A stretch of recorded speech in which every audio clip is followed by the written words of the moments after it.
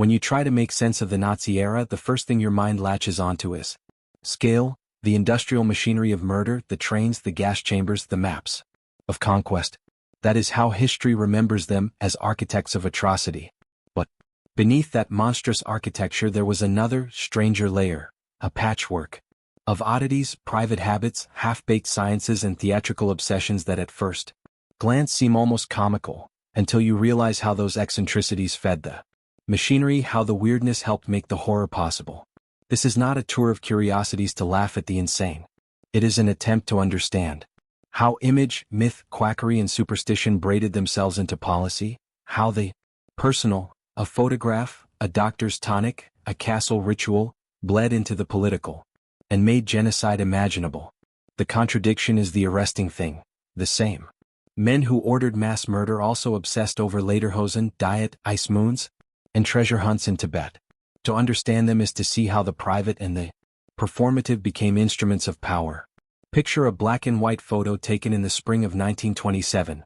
A thin man, awkward in folk costume, standing on a hillside in lederhosen, smiling in a way that is not quite natural. He is trying desperately to look like an ordinary man of the people, a wholesome son of Bavaria who might tend a hearth or raise a pint. The photograph is harmless. It is also priceless because it shows the gap between a private persona and a public myth the man would manufacture. Decades later, when that same figure stands in the ruins of Europe, the image will be unearthed and laughed at as an oddity. But the real story is darker.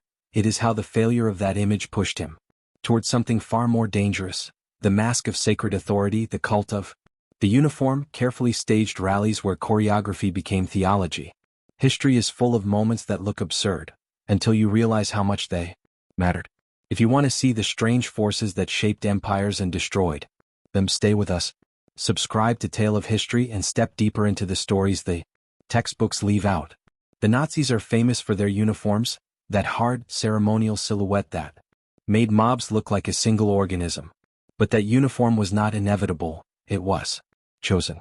In the 1920s, before their full consolidation of power, the party tried several ways to look appealing. One of them was to play folk. The attempt to be German in the gentlest possible way, folk festivals, Bavarian dress, the veneer of a man who could be your neighbor, was an experiment. It failed. After the beer hall putsch and the humiliation of attempted revolution, the party's leader needed to be made respectable. So he posed in lederhosen. The photos undermined him. They read as quaint. They did not convey centralized authority. The decision to suppress those images, to remove evidence of whimsy and to replace it with a single, austere aesthetic, was a conscious choice about power. Tells us something crucial. The Nazis were not simply violent, they were extremely image-conscious. Propaganda was not an afterthought. It was their operating system. Joseph Goebbels perfected that system. He did not merely advertise policies, he engineered feelings. The public program, rallies at Nuremberg, torchlit marches, the slow-motion gestures toward an idealized Volksgemeinschaft, was theater, elevated into theology. Photography was staged like scripture. Every angle of the dictator's face was curated. The low chest thrust, the half-turned profile, the long shadow across the podium, these were choices meant to make a man look like destiny. The absurdity of the lederhosen moment is instructive because it reveals contingency. The cult could have been folk singer, not Führer. But the choice of the military uniform, the calculated seriousness, turned a politician into a myth. But image alone does not explain the blood. An image must be backed by machinery, and that machinery included a surprising mixture of pseudoscience, private medicine and chemical dependence. The Nazi image emphasized discipline, purity, and strength. Think vegetarian meals, public fitness programs, a politics of bodily order. Yet privately the elites cultivated dependencies and conditioned themselves with pharmaceuticals that would become a hidden scaffolding for decision-making. The dictator's physician, Dr. Theodor Morel, was not the courtly, classical doctor of image. He was a practitioner who trafficked in concoctions. He treated chronic stomach ailments and an array of nervous complaints, and he succeeded enough to inspire confidence. That success bought him access. Once inside the inner circle, Morel's remedies became party staples, injections, pills, oils and drops that promised vitality and relief. they would soon substitute for spiritual certainty. What Morel gave them were not merely vitamins. His notes, a record that survives. Detail a pharmacopoeia that read like a chemist's fever dream. Stimulants, vasoconstrictors, amphetamines, synthetic hormones, eye drops containing adrenaline, and other preparations designed to sharpen, to anesthetize, to push a man past ordinary limits. The same leaders who preached clean living complained incessantly about digestion, insomnia, pain, and exhaustion. The double life, public teetotalism, private cocktails, created cognitive dissonance. It dulled moral thresholds and lubricated endurance. Leaders on stimulants could chase wars with it. Hyperactive bravado and make decisions under chemical pressure that would have been impossible otherwise. There is an ethical point here. Drugs did not cause the ideology. They did not explain genocide. But they mattered. They shaped moods, lowered inhibitions, prolonged aggression.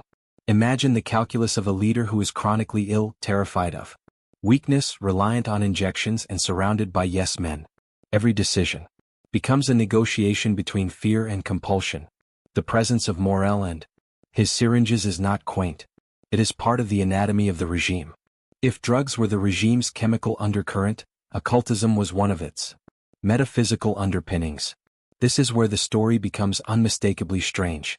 Heinrich Himmler, architect of much of the regime's most horrific apparatus, imagined the SS as more than a security force. He wanted a spiritual knightly order, a priesthood devoted to racial destiny. He read medieval romance and Germanic myth as blueprints for modern polity. Wheelsburg, Himmler's pet project, was meant to be an ideological temple, a castle refurbished into a ceremonial site where ritual life, pseudo-history, and selective archaeology fused into doctrine. Around Wheelsburg and through the SS cultural programs, Himmler attempted to create a new mythology, an Aryan sacerdotal past that would justify racial policies in genealogical rhetoric. To produce that genealogy, the SS did more than write manifestos. Sponsored research, the Ahnenerbe, an institute with the grand name Ancestral Heritage, commissioned archaeological expeditions, ethnographic studies, and pseudoscientific research into the origins of the German people. These missions were not innocent antiquarian curiosity.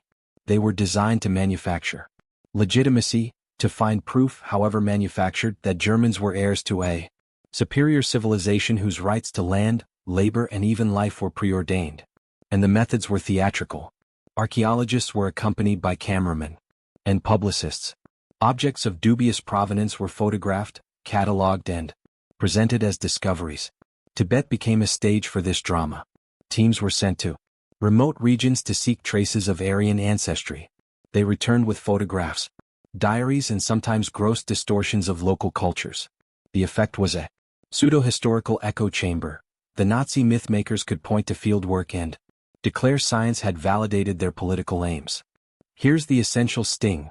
Mixing myth with scholarship produces authority. Even a half-baked archaeological finding could be turned into a headline and then into a policy justification. The occult gave the regime metaphors and rituals. The Ahnenerbe provided the disguise of science. Together they made racial policy sound like genealogy and necessity. At Tale of History, we uncover how myth, ritual, and power collided to rewrite reality itself. If you've ever wondered how superstition can build an empire or destroy one, hit the bell. The next story will make this one look almost sane. Ariosophy, a mix of folkish nationalism, mystical speculation, and racial theory, provided the philosophical grammar for many extremists in the early 20th century. It read like religion with footnotes. Its adherents spoke of racial souls, ancient lineages, and lost civilizations. Atlantis repeated as mythic proof for superiority. This was not academic. It was spiritualized racism. Those ideas were absurd, often ridiculous, and yet politically potent. When a movement mobilizes both the language of science and the cadence of prophecy, it acquires a double authority, empirical credibility and sacred necessity. The oddities, from myths of superior Aryan blood to quests for Thor's hammer, are not mere eccentricities. They are rhetorical weapons. By suggesting that their actions were restorative of a cosmic order, a return allegedly to a lost golden age, the Nazis reframed conquest and murder as reclamation. And if that propaganda and pseudo-history read like a fevered novel, there was one pseudoscience even sillier and yet frighteningly persistent: the world ice theory. Imagine a cosmology that explains history through ice, an idea that the universe's fundamental substance is ice, that cataclysmic ice moons reshape continents, and that ancient races, Aryans, perhaps survivors of Hyperborean cataclysms, were products of this cold cosmic order. The Welteislehre or world ice theory, put forward by the engineer Hans Horbiger, was exactly that: an extravagant cosmology pitched as science and sold as myth. The theory was rejected by mainstream physics, but it found adherents among fascists and nationalists who loved the simplicity of its narrative and its anti-intellectual posture. For people already disposed to distrust Jewish science, it provided a homegrown cosmology, simple, spectacular, and easily adapted into racial storylines. It offered a cosmic drama in which Aryans were survivors of catastrophes, the proper heirs to the earth. That kind of grand narrative can be a terrible enhancer of ideological certitude. It turns historical grievance into cosmic destiny. Crucially, the Welteislehre is a warning. When leaders embrace fringe theories not because they are right but because they confirm identity, the boundary between fantasy and policy collapses.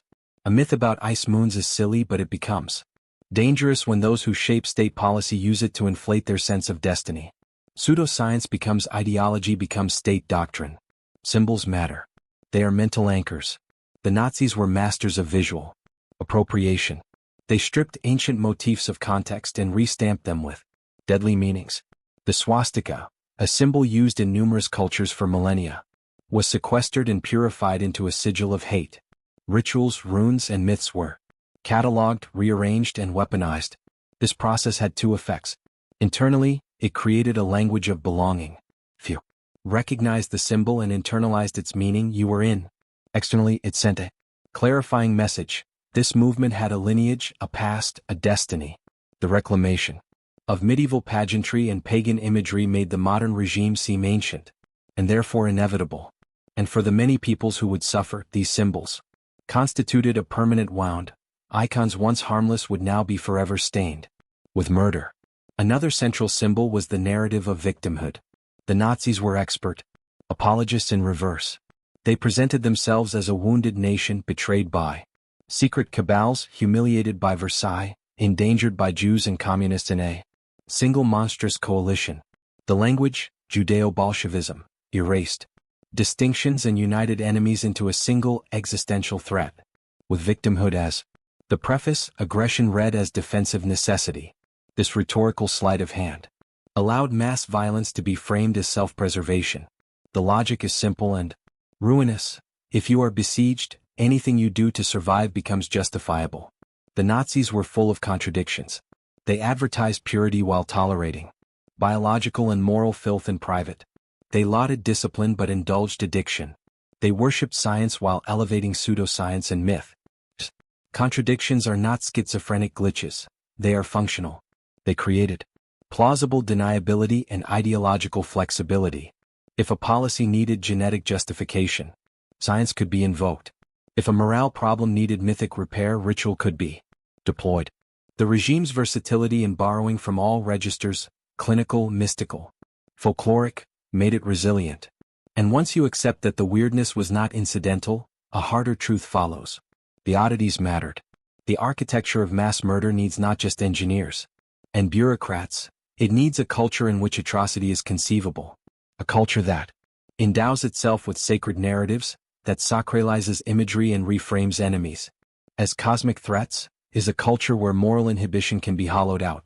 The Lederhosen photo is not just an amusing misstep, it is the doorway to a culture that chooses which images to dignify and which to bury. History isn't just what happened, it's how people believed what they were doing was right.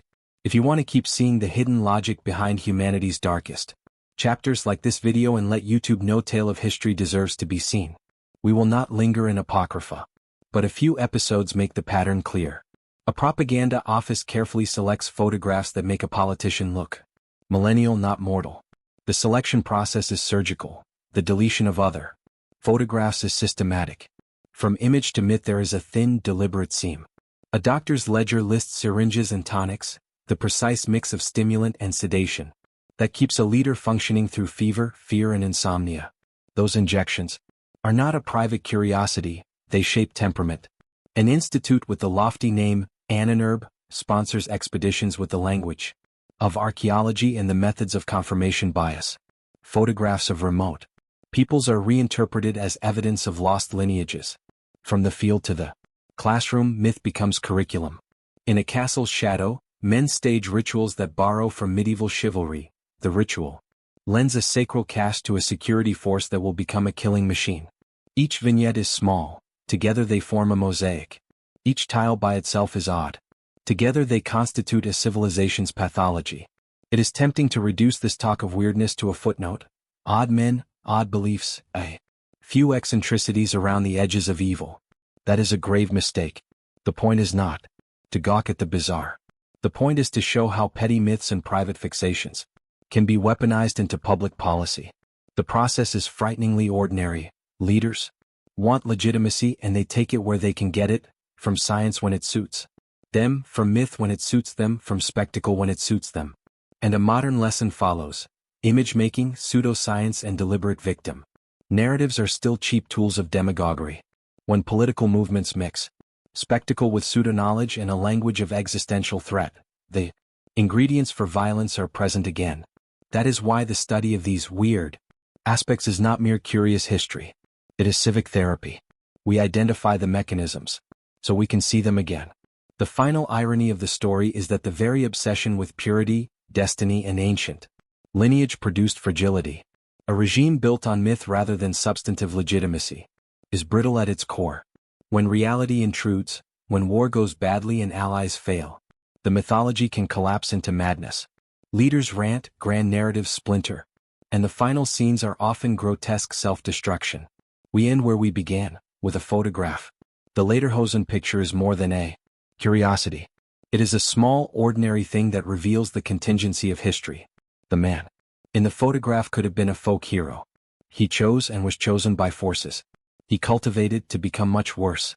That image's suppression tells us how careful the makers of ideology are, and how easily a stunted vanity can metastasize into monstrous policy.